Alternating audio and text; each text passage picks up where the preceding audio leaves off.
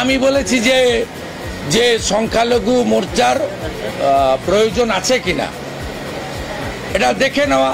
রাষ্ট্রবাদী মুসলিম যারা বিজেপি করেন, মাহফুজা খাতুন থেকে মোহাম্মদ আলী, বা আমাদের যারা সংখ্যালঘু মোর্চার চেয়ারম্যান আছেন চার্লস নন্দী থেকে অন্যরা, তারা বিজেপির কার্যকর্তা হিসেবে কাজ করবে।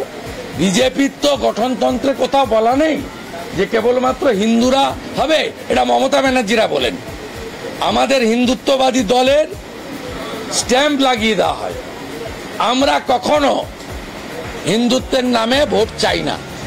আমরা সব সময় বিকাশের নামে, বিকশিত ভারতের নামে, রাষ্ট্রবাদের নামে ভোট চাই।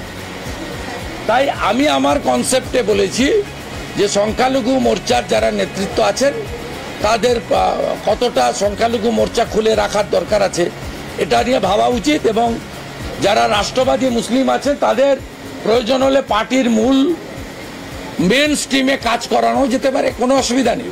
বিজেপি কখনো কোনো একটা ইন্ডিভিজুয়াল কাস্ট, কমিউনিটি, রিলিজিয়ানকে নিয়ে মেম্বারশিপ দেয় না। Membership for all adult should get, মানে স্কোপ আছে তার মেম্বারশিপ নেওয়ার। অর্থাৎ সে আমাদের যারা ইম্পর্টেন্ট লিডার মাহফুজা খাতুনদের মতো তারা ফাংশন করবেন পার্টির মধ্য থেকে না। নবান্ন অভিযান দল ডিক্লেয়ার করবে, অ্যাজ এ হোল ধাপে ধাপে কর্মসূচিটাকে বাড়াতে হবে।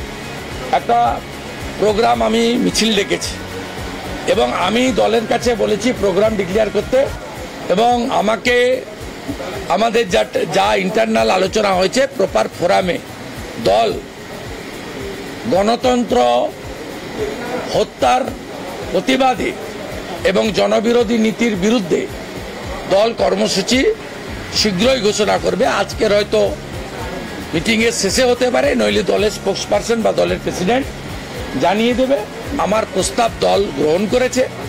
তার মধ্যে আগে গোটা রাজ্য জুড়ে জনমত তৈরি করা, ফাইনালি নবান্ন অভিযান বা আরও বৃহত্তর কর্মসূচিতে যাওয়া,